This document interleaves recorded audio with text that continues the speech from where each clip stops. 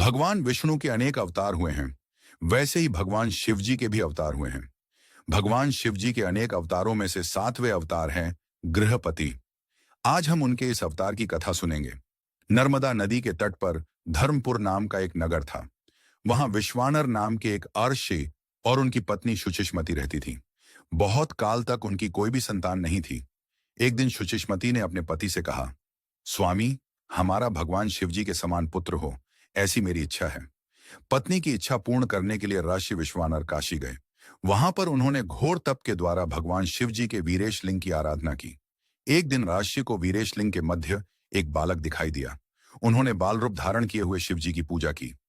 ऋषि विश्वानर द्वारा की गई भावपूर्ण पूजा से शिव जी प्रसन्न हो गए।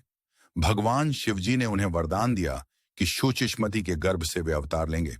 कुछ कालांतर बाद भगवान शिव जी शुचिष्मति के गर्भ से पुत्र रूप में प्रकट हुए। पितामह ब्रह्मा जी ने उस बालक का नाम गृहपति रखा। गृहपति की आयु बढ़ने लगी। एक बार देवर्षि नारद गृहपति के दर्शन करने आ गए।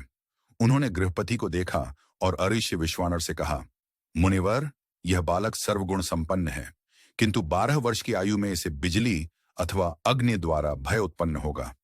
यह सुनकर ऋषि विश्वानर दुखी हो गए। ऋषि विश्वानर और शुचिष्मति को गृहपति की चिंता होने लगी। अपने माता पिता को चिंतित देखकर बालक गृहपति ने उन्हें समझाया, मां, पिताजी, आप दुखी न हो।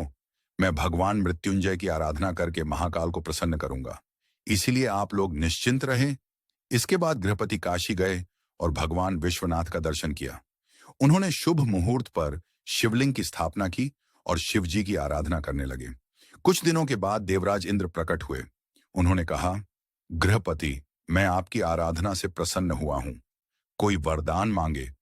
परंतु गृहपति ने उनसे कहा, मैं आपसे वरदान की कामना नहीं करूंगा, क्योंकि मेरे वरदायक केवल भगवान शिव ही हैं।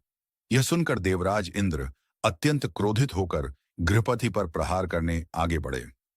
उसी समय भगवान शिव जी प्रकट हो गए। शिव जी ने बताया, गृहपति, देवराज इंद्रदेव के माध्यम से मैं ही तुम्हारी परीक्षा ले रहा था। तुम उस परीक्षा में सफल हो गए हो। अब तुम पर यमराज का भी प्रभाव नहीं पड़ेगा।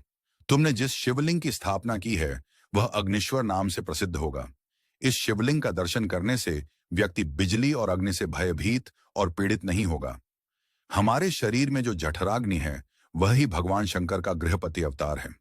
भूख लगने पर हम जो अन्न ग्रहण करते हैं उसी से हमारे शरीर का पोषण होता है और प्राण को संतुष्टि प्राप्त होती है। गृहपति की इस कथा से हमें संदेश मिलता है कि जठराग्नि को शांत करने के लिए जो भी कार्य करें वह धर्म के अनुसार हो। अर्थात भोजन मिलने हेतु के लिए हम जो धन कमाते हैं वह प्रामाणिकता से कमाया हुआ धन ही हो। हम जो भी कार्य करें वह भगवान को प्रसन्न करने के लिए करना है। अर्थात भोजन प्राप्ति के लिए हम कोई कार्य कर रहे हैं